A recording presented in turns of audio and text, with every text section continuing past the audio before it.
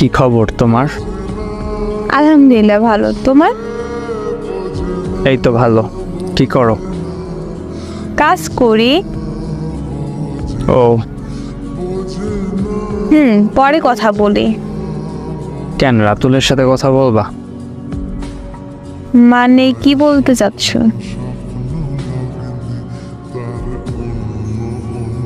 Game আইডিতে দেখলাম অন্য কেউ তোমার আইডিতে। আমার কাছেও তো এক সময় পাসওয়ার্ড ছিল, এখন সেই পাসওয়ার্ড আর একজনের কাছে গেছে। ওর থেকে নাম্বার নিছি, তারপর ফোনে অনেকক্ষণ কথা বলছি। 2 মাস হইল তোমরা যে এক হইছ, এইটাই বলবো। হ্যাঁ, ও ঠিক বলছে। আমি তোমাকে ভালোবাসি, আর রাতুলকেও।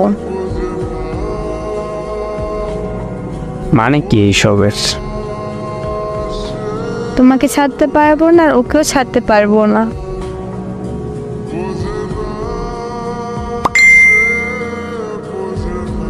যা বোঝার বুঝলাম, আর বলতে হবে না। দেখো, বাস্তবতা অনেক কঠিন।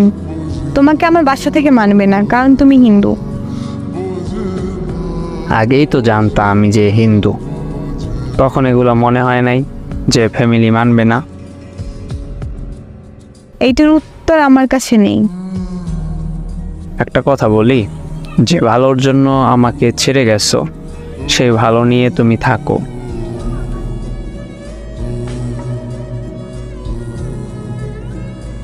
তুমি এটা কিভাবে পারলা?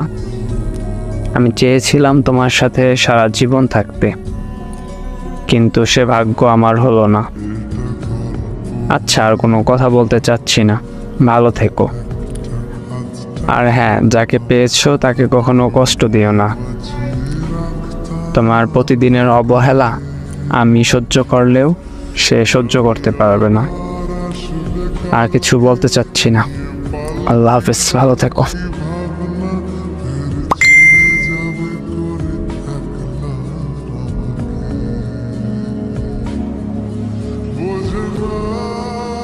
তারপর আমি বেশ কিছুদিন ধরেই ডিপ্রেশনে ছিলাম, আর এখন সে ভালোই আছে।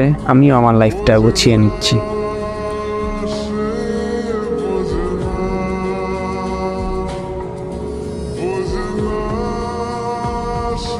মানুষের সাথে সম্পর্কে যাওয়ার আগে ভেবে নাও, দেখে নাও, সময় নাও, তারপর একটা সম্পর্কে জড়াও।